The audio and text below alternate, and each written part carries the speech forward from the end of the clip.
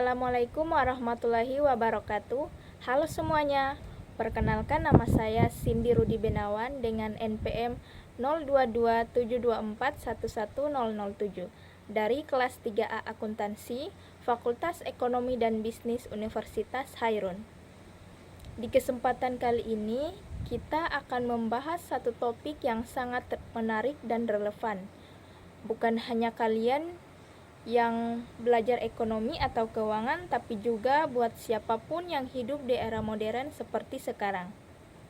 Tema kita kali ini adalah teori keuangan dan perbankan syariah beserta prinsip dan penerapannya dalam kehidupan nyata. Mungkin kalian sudah sering dengar istilah seperti riba, mudharabah, atau bank syariah. Tapi pernah nggak sih kalian benar-benar paham apa yang membedakan sistem keuangan syariah dengan sistem keuangan konvensional? Lalu gimana cara kerja sistem ini supaya tetap bisa berfungsi secara modern tanpa menyalahi prinsip-prinsip Islam? Nah, di video ini kita akan kupas semuanya secara ringan dan bertahap. Jadi, pastikan kalian duduk dengan santai karena selama kurang lebih 25 menit ke depan, kita akan menjelajahi dunia keuangan yang gak cuma berbicara tentang uang, tapi juga tentang nilai moral, etika, dan keadilan. Keuangan memiliki peranan yang sangat penting. Hampir seluruh kegiatan manusia, baik dalam lingkup individu maupun organisasi, berhubungan langsung dengan aktivitas keuangan. Setiap transaksi, investasi, pembiayaan, hingga kegiatan konsumsi selalu melibatkan pengelolaan dana. Oleh karena itu, pemahaman mengenai sistem keuangan menjadi hal yang sangat fundamental dalam kehidupan sehari-hari. Salah satu sistem keuangan yang berkembang pesat dan banyak menarik perhatian adalah keuangan syariah. Sistem ini tidak hanya berfungsi sebagai alternatif dari sistem keuangan konvensional, tetapi juga menawarkan pendekatan yang berlandaskan pada nilai-nilai moral dan spiritual. Keuangan syariah berupaya mewujudkan keseimbangan antara kepentingan ekonomi dan nilai-nilai keadilan sosial sesuai dengan prinsip-prinsip Islam.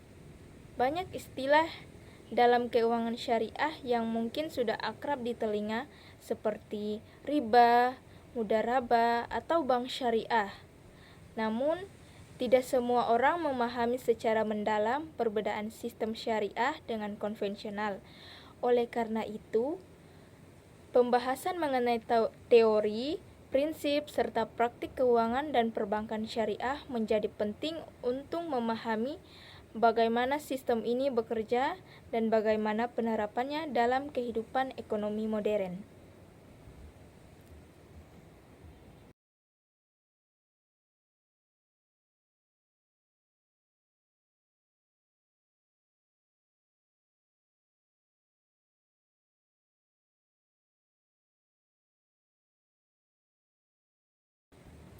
Satu, pengertian keuangan syariah.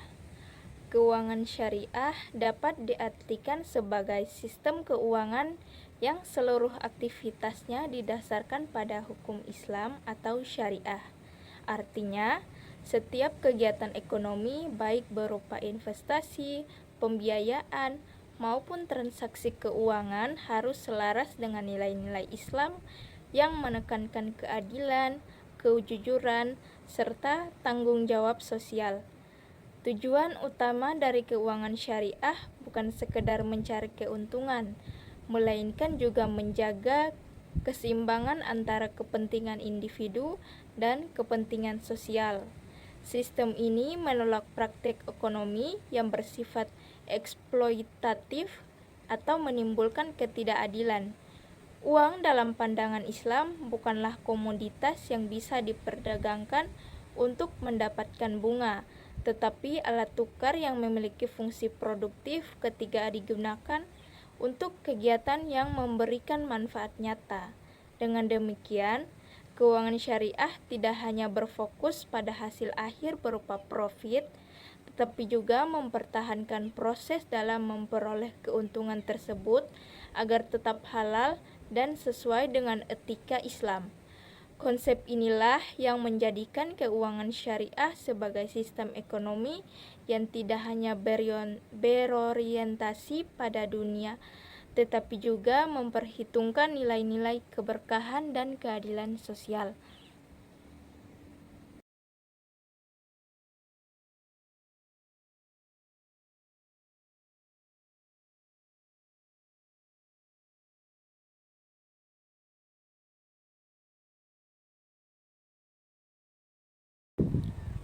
Dua, prinsip-prinsip dasar keuangan syariah.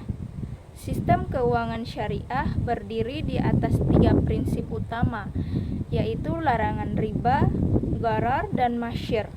Ketiga prinsip ini menjadi fondasi dalam mengatur semua bentuk transaksi dan kegiatan ekonomi. Yang pertama, larangan riba. Riba adalah tambahan atau kelebihan yang diperoleh dari transaksi pinjam-meminjam uang. Dalam konteks modern, hal ini identik dengan bunga. Islam melarang praktek riba karena dianggap menimbulkan ketidakadilan dan berpotensi menindas pihak yang lemah. Misalnya, ketika seseorang meminjam uang sebesar 10 juta dan diwajibkan mengembalikan 12 juta. Tambahan 2 juta rupiah tersebut termasuk riba karena tidak didasarkan pada aktivitas produktif. Dalam sistem syariah, praktik seperti ini digantikan dengan mekanisme bagi hasil, di mana keuntungan dan kerugian dibagi sesuai kesepakatan. Kedua, larangan gharar. Gharar berarti ketidakjelasan, ketidakpastian, atau spekulasi dalam transaksi. Contohnya adalah jual beli barang yang belum jelas bentuk, jumlah, atau keberadaannya. Islam melarang transaksi semacam ini karena berpotensi menimbulkan kerugian sepihak dan merusak keadilan ekonomi. Prinsip ini mengajarkan bahwa setiap transaksi harus dilakukan secara transparan dan diketahui secara jelas oleh semua pihak yang terlibat.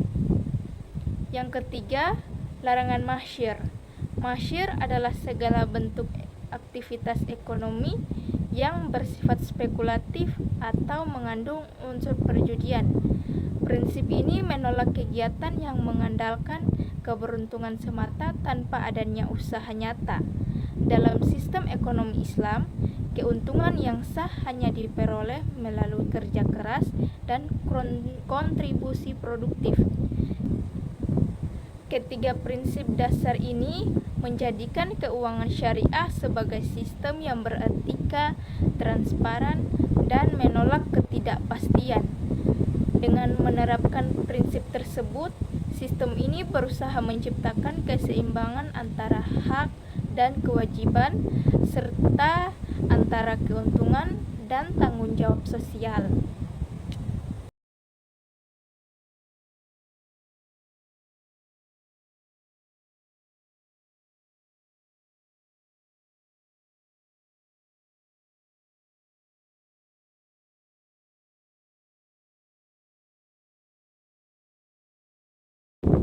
Yang ketiga, perbedaan antara keuangan syariah dan konvensional.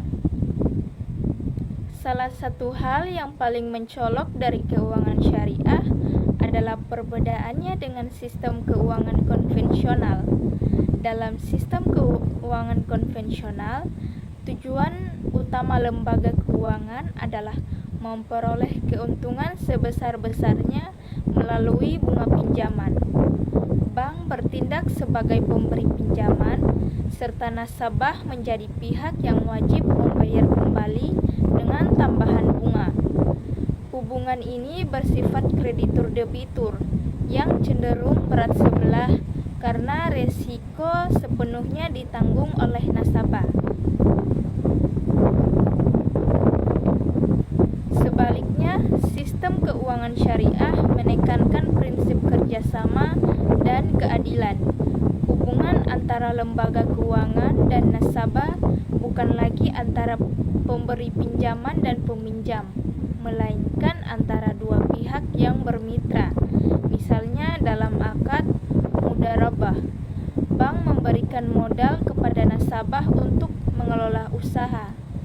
Keuntungan dibagi berdasarkan kesepakatan, sedangkan kerugian ditanggung bersama. Pola ini mendorong tanggung jawab dan partisipasi yang seimbang antara kedua belah pihak.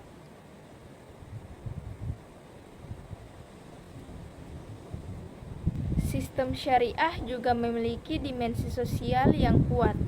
Sebagian keuntungan yang diperoleh lembaga keuangan syariah disalurkan melalui zakat, infak, sedekah, atau wakaf produktif yang ditujuan untuk kepentingan bersama. Dengan demikian, sistem ini tidak hanya mengutamakan efisiensi ekonomi, tetapi juga menegakkan keadilan sosial.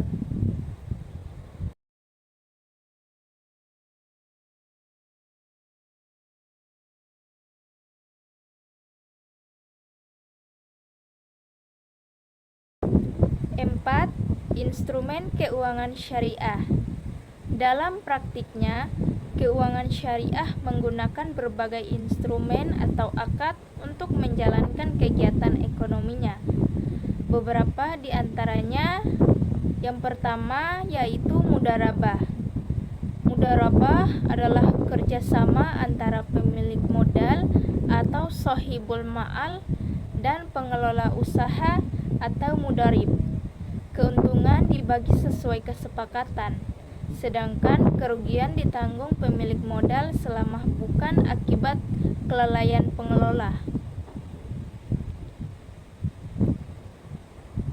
Yang kedua, musyarakah, yaitu kerjasama antara dua pihak atau lebih yang masing-masing menyumbangkan modal dan berpartisipasi dalam pengelolaan usaha.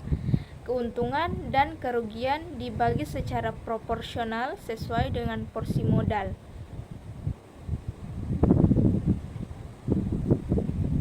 Yang ketiga, murabahah, yaitu akad jual beli di mana penjual yang dimana biasanya bank menyebutkan harga pokok barang dan menambahkan margin keuntungan yang telah disepakati bersama pembeli.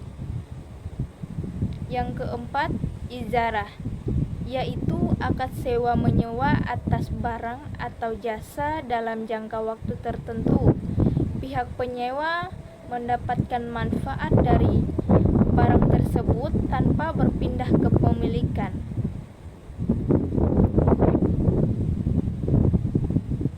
Yang kelima, qardul hasan, yaitu pinjaman tanpa bunga yang diberikan dengan tujuan sosial, seperti membantu pelaku usaha kecil atau masyarakat yang membutuhkan bantuan finansial. Melalui instrumen-instrumen tersebut, masyarakat dapat melakukan aktivitas ekonomi seperti investasi, pembiayaan, dan konsumsi dengan tetap mematuhi nilai-nilai syariah.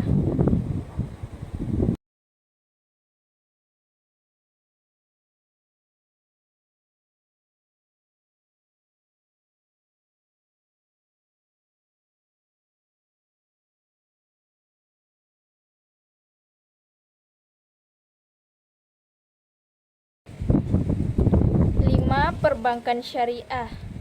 Perbankan syariah adalah lembaga keuangan yang beroperasi berdasarkan prinsip Islam.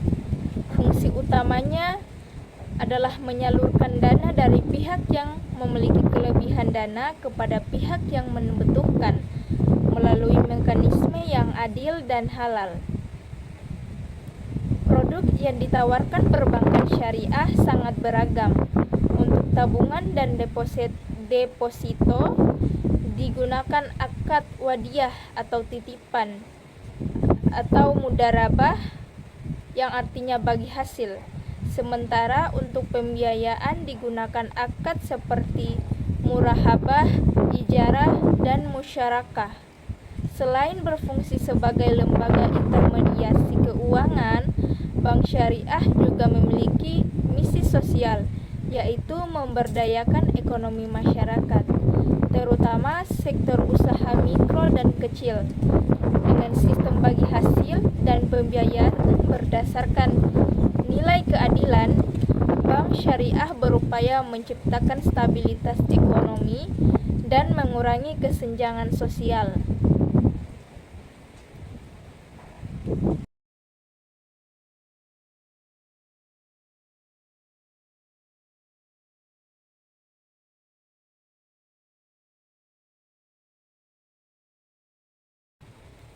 Enam, tantangan implementasi keuangan syariah. Meskipun sistemnya ideal, penerapan keuangan syariah masih menghadapi berbagai tantangan di lapangan. Salah satu tantangan terbesar adalah rendahnya pemahaman masyarakat tentang prinsip dan praktik keuangan syariah. Banyak yang masih beranggapan bahwa bank syariah memiliki sama saja dengan bank konvensional, hanya berbeda nama dan istilah. Selain itu, regulasi dan kebijakan yang mendukung sistem ini masih perlu diperkuat. Diperlukan kerangka hukum yang jelas agar lembaga keuangan syariah dapat beroperasi secara optimal dan mendapatkan kepercayaan masyarakat. Tantangan lainnya datang dari sumber daya manusia. Diperlukan tenaga profesional yang tidak hanya memahami prinsip syariah, tetapi juga menguasai aspek teknis keuangan modern. Persaingan dengan lembaga keuangan konvensional yang lebih dahulu berkembang juga menjadi ujian tersendiri. Karena itu, lembaga keuangan syariah perlu berinovasi agar mampu memberikan layanan yang kompetitif dan tetap menarik minat masyarakat.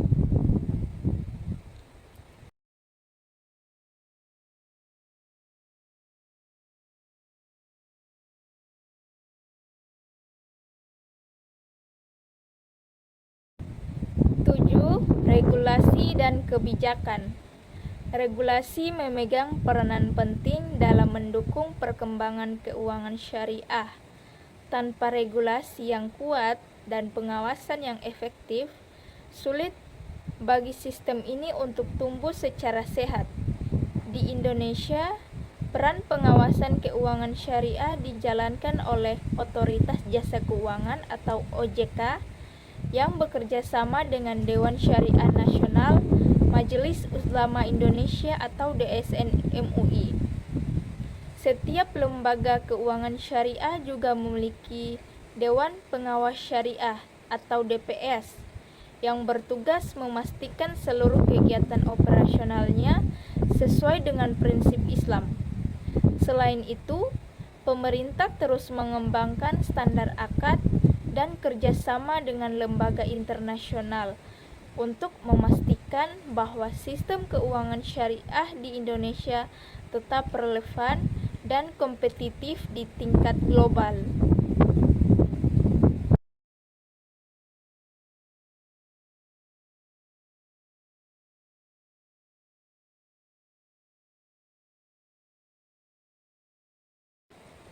Delapan, peran teknologi dalam keuangan syariah.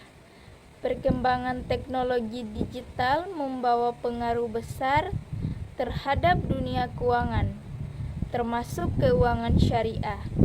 Saat ini, berbagai layanan keuangan syariah telah terintegrasi dengan teknologi finansial, yaitu fintech syariah, yang mempermudah masyarakat untuk bertransaksi secara halal dan efisien. Melalui platform digital, masyarakat dapat menabung, berinvestasi, berdonasi, bahkan berzakat dengan lebih mudah dan transparan. Contohnya, layanan peer-to-peer lending syariah yang mempertemukan investor dengan pelaku UMKM tanpa sistem bunga, melainkan dengan skema bagi hasil.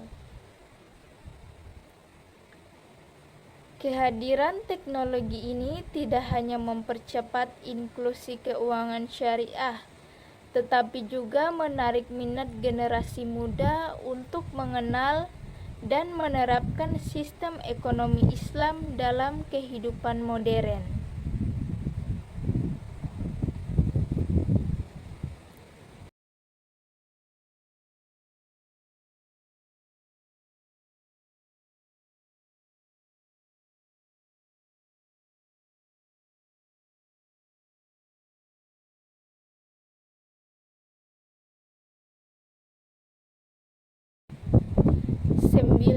Studi kasus keberhasilan.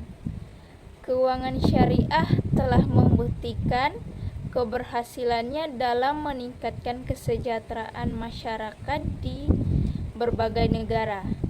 Di Indonesia dan Malaysia, lembaga keuangan mikro syariah menjadi contoh nyata bagaimana prinsip Islam mampu diterapkan dalam praktik ekonomi yang produktif. Melalui skema seperti Mudharabah dan Qardul Hasan, masyarakat kecil dapat memperoleh modal tanpa terbebani bunga tinggi. Hal ini mendorong tumbuhnya usaha kecil dan menengah, sekaligus mengurangi tingkat kemiskinan. Selain itu, konsep wakaf produktif juga mulai dapat diterapkan di mana aset wakaf dikelola untuk kegiatan produktif seperti pendidikan, kesehatan, dan usaha sosial. Hasil digunakan untuk kepentingan masyarakat luas, sehingga memberikan manfaat ekonomi sekaligus spiritual.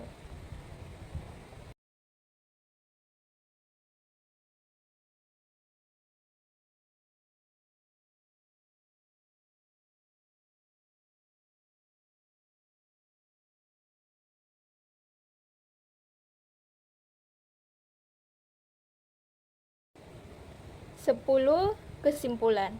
Secara keseluruhan, teori dan praktik keuangan secara perbankan syariah menggambarkan sistem ekonomi yang tidak hanya berorientasi pada keuntungan, tetapi juga menjunjung tinggi nilai etika, keadilan, dan keberlanjutan.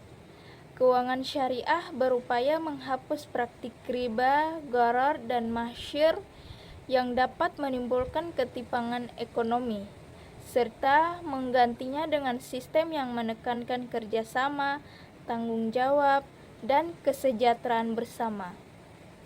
Sistem ini bukan hanya relevan bagi umat Islam, tetapi juga bagi siapapun yang menginginkan sistem keuangan yang adil dan manusiawi.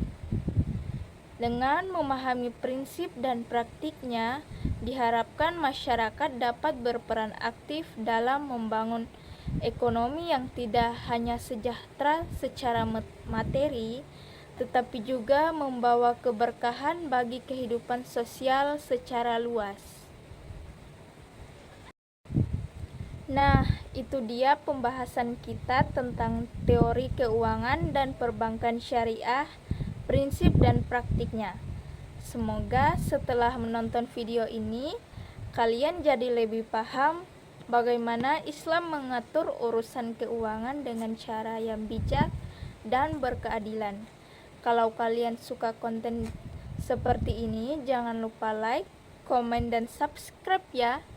Dan kalian punya pertanyaan atau ide topik lain yang pengen dibahas, tulis saja di kolom komentar. Sampai jumpa di video berikutnya, dan semoga ilmu hari ini bermanfaat buat kehidupan kita semua. Terima kasih sudah menonton. Wassalamualaikum warahmatullahi wabarakatuh. Bye bye.